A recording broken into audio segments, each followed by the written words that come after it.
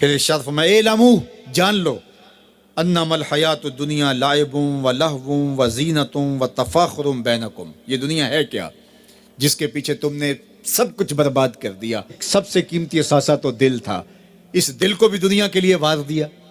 یہ دل تو رب نے اپنے لیے بنایا تھا، اے دل حجرہ رب سچے دا، یہ اس سچے رب کا حجرہ تھا۔ قلوب المومن عرش اللہ، مومن کا دل تو اللہ کا عرش تھا، لیکن اس عرش پہ بھی غیروں کو بٹھا لیا تو نے۔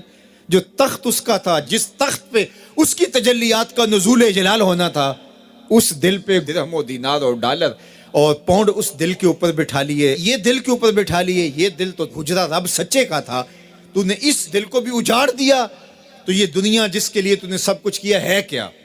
اعلموا جانو انما الحیات الدنیا لعب و لہو و زینت و تفاخر بینکم، یہ دنیا کھیل کود ہے، آرائش ہے، اور ایک دوسرے کے اوپر تفاخر کرنا ہے۔ وتکاثر فی الاموال والاولاد، فخر جتلانا، میرے بیٹے اتنے ہیں، ماشاءاللہ بڑے بڑے افسر لگے ہوئے ہیں، میرے پاس دولت اتنی ہے، میرے اتنے بنگلے ہیں، اتنا بینک بیلنس ہے، اتنے مربے، اتنی جائیدادیں ہیں۔ انسان ساری زندگی یہی کرتا رہتا ہے۔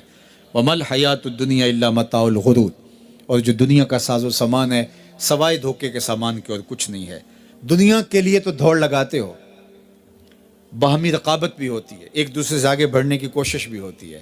اللہ فرماتا ہے آؤ مسابقت کرو، آگے بڑھنے کی کوشش کرو، الی مغفرتن، مغفرت کی طرف، من ربکم، جو تمہارے رب کی طرف ہے، وجنتن ارضھا کعرض السماء والارض، اس جنت کی طرف آگے بڑھنے کی کوشش کرو جس کی چوڑائی زمین و آسمانوں کے برابر ہے۔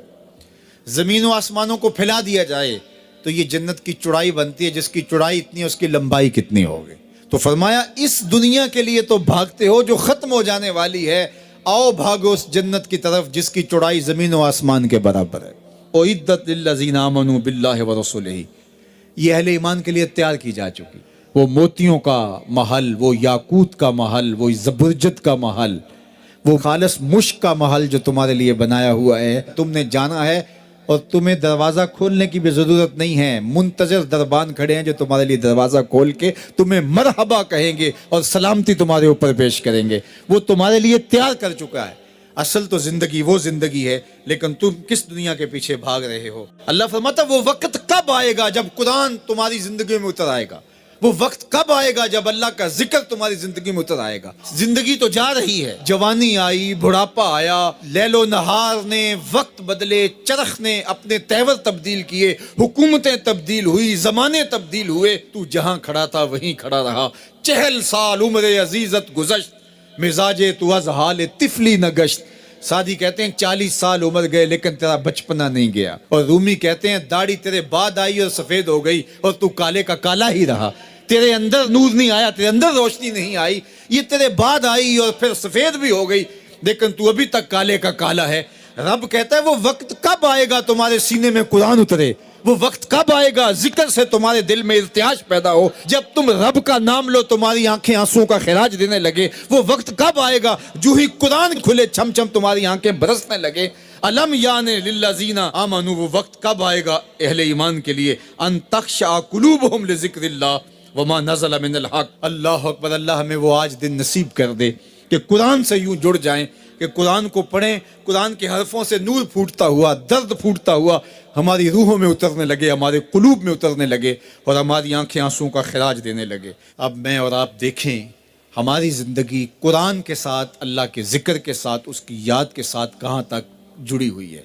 ہماری زندگی میں کہے کتنے ہیں، تفکرات کتنے ہیں، ہماری زندگی میں ٹھٹھے اور مذاق کتنے ہیں، اور عبرت حاصل کرنے کے مواقع ہماری زندگی کے اندر کتنے ہیں۔ اللہ کی بارگاہ میں یہ مانگنا چاہیے، چونکہ دلوں کے اندر حرص، ہوس، خواہشات بہت کچھ جنم لیتی، اور انسان ان خواہشات کو پورا کرنے کے لیے پھر دیوانہ ہو جاتا ہے، اور وہی دیوانگی اس کو حلال اور حرام کی تمیز ختم کر دیتی ہے۔ جب کسی چیز کو حاصل کرنے کا جنون پیدا ہوتا ہے تو پھر جنون اندھا ہوتا ہے، پھر وہ سوچتا ہے کہ یہ چیز میں نے ہر صورت حاصل کرنی ہے، تو اس کو حاصل کرنے کے لیے پھر وہ قدروں کو پامال کر دیتا ہے، حقوق کو پامال کر دیتا ہے، شرم و حیا اتار دیتا ہے، حتیٰ کہ وہ اللہ کے بتائے ہوئے اصول اور ضوابط اور طریقے ان کو بھی پامال کر دیتا ہے۔ کسی کا خون نچوڑنا پڑے، کسی کا حق غصب کرنا پڑے،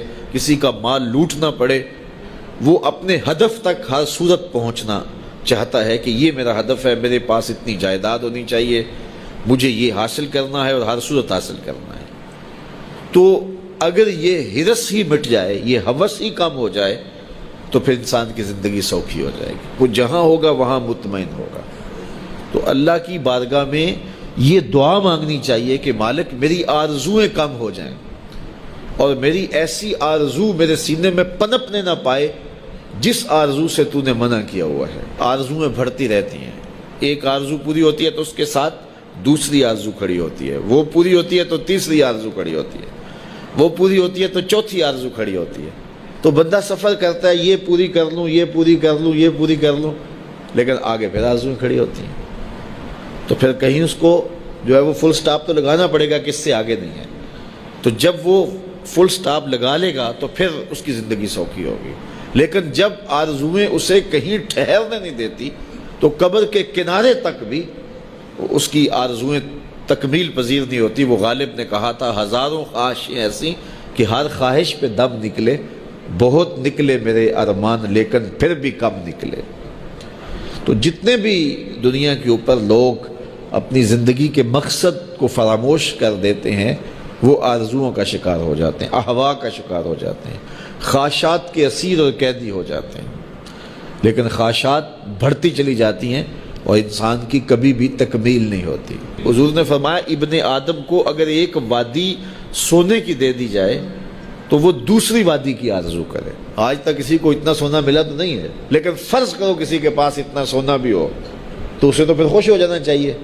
تو وہ کہے گا کہ نہیں مالک اگر 2 ہو جائے تو کتنا اچھا ہو، اور 2 ہو جائیں تو وہ کہے گا 4 ہو جائے تو کتنا اچھا ہو۔ تو یہ دیکھیے یہ دنیا کے اوپر یہ کہاں سے کہاں لوگ چلے جاتے ہیں لیکن مطمئن نہیں ہوتے۔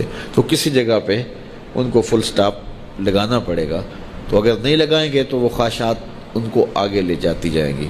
تو اللہ کے محبوب علیہ الصلوۃ والسلام اللہ کی بارگاہ میں یہ دعا مانگتے اور ہمیں تعلیم دی یہ دعا کہ اے اللہ میں تیری بارگاہ میں خواہشات اور برے اعمال اور برے اخلاق جن چیزوں سے تو نے منع کیا ان سے رکنے کی دعا کرتا ہوں۔ دنیا کے معاملے کے اندر آپ یہ آرزو رکھیں کہ بس ٹھیک ہے اتنے کافی ہے، شکر ہے میرے لیے اتنے کافی ہے، لیکن جب دین کا معاملہ ہو ہاں اس وقت آپ کا لالچ ہو کہ اللہ تعالیٰ مجھے یہ نیکی بھی دے دے، یہ خیر بھی دے دے، یہ خیر بھی دے دے، 5 نمازیں پڑھتا ہوں اللہ مجھے تہجد بھی دے دے، پھر کہا مالک تو مجھے 7 روزے رکھنے کی توفیق بھی دے دے، صدقے کی توفیق بھی دے دے، تو پھر آرزو بڑھتی رہے صدقے کی، خیرات کی، نیک اعمال کی۔